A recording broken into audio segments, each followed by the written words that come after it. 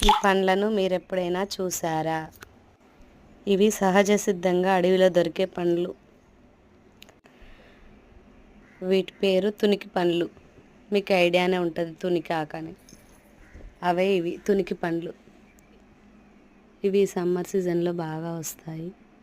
చూడడానికి కొంచెం సపోటా పండ్లలా ఉంటాయి, కానీ సపోటా పండులా ఉండదు. టేస్ట్ చాలా బాగుంటుంది.